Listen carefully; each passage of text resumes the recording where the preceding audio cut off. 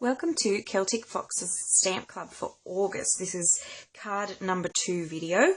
As you can see, I've already dirtied up my under paper, so please don't mind that. If you don't know what that's all about, you can have a look at card number 1. But we are getting a little bit dirty on the paper today. Alright, so these are all the things you're going to need for card number 2.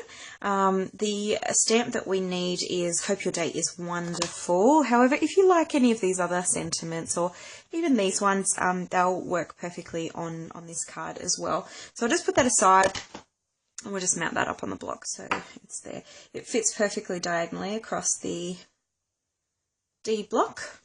I'll just put that aside for now. So we're going to take these pieces.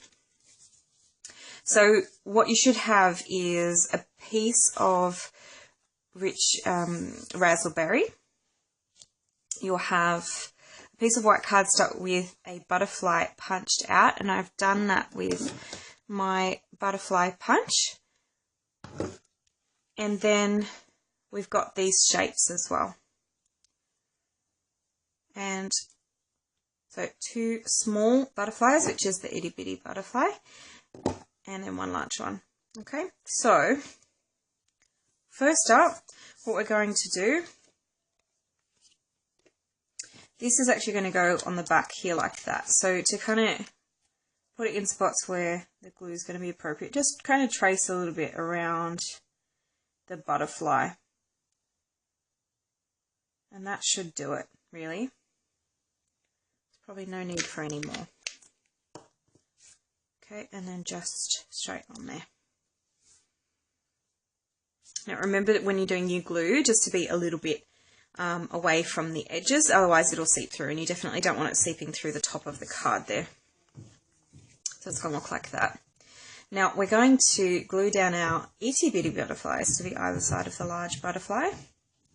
So you can just line them up and just see exactly where it is that you would like them to be. You can have them as close as you like or as far away as you like, but I think I like them around there. Okay, so once you've lined it up, take your glue. Also, if you like the design on the other side, you can always use that. Now, this beautiful paper has come from the Blooms and Bliss Designer Series paper.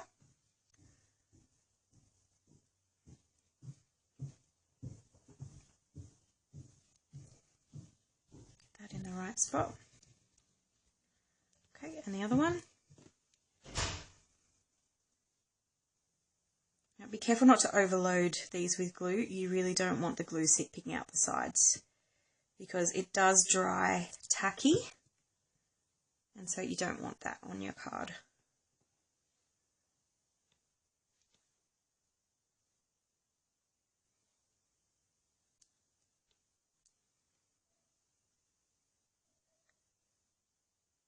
Just line that up so it's even, relatively even. Okay, that's how we go with that one. Now, with the main butterfly, now this is kind of, we're only going to stick down the middle of it, so you can see a little bit of the purple underneath. Just trying to work out, do I want it that side?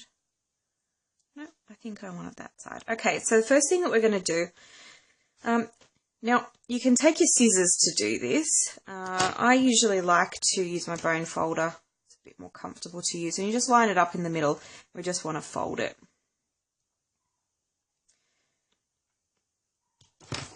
Now, it's not going to be as extreme poking up like this because it'll eventually be in an envelope. So it won't quite work sticking up this much. But before we stick it down...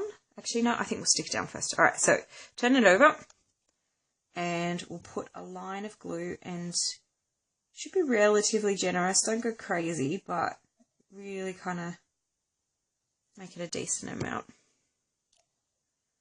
Okay, line it up in the middle. Now it'll match exactly because it's from the same punch.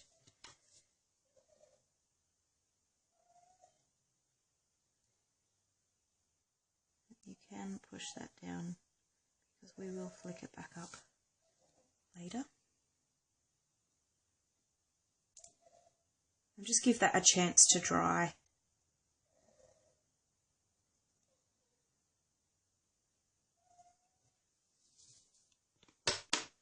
Okay.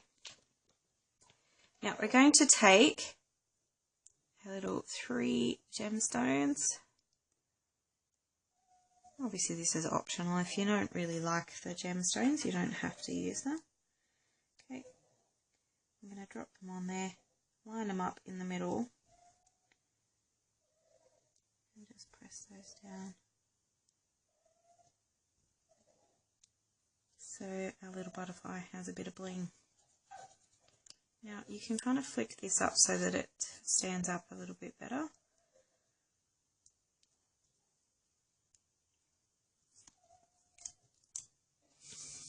Okay, perfect. Now to the stamping. I guess you could choose which colour you liked. If you liked the Blushing Bride, you could use that as to stamp up the top. It will actually match, both colours will match, because in here is the Blushing Bride and in there is the Rich Razzleberry. So you'll find that both of those colours will look quite beautiful. But I'm going to use the Rich Razzleberry because I want it to stand out a little bit more. Now, I recommend with this stamp that you ink it up first and just see kind of how straight it is. So you see how it kind of tilts down a little bit. So now I know I'm just going to have to tilt it up just a little bit. So go against what looks straight to me. Your stamp might be a little bit different to mine. Okay, so I want it to go. Now it's a little bit of estimating here.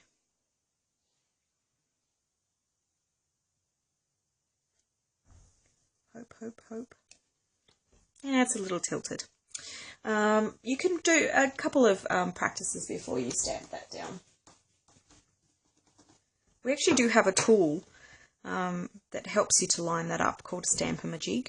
So in a situation like this, I would probably use the Stamp-A-Majig. Okay.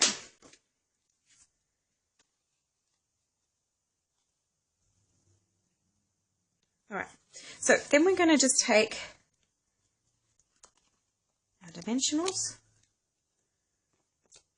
Do the same as card number 1, so we do 1 in each corner, and we'll do 2 to hold up the middle.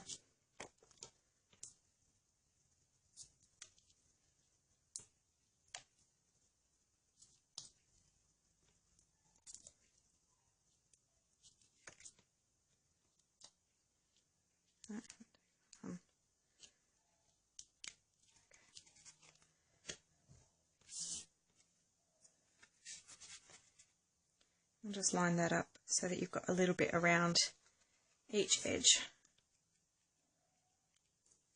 Okay, and that is card number 2. Hope you've enjoyed that. We'll see you for card number 3.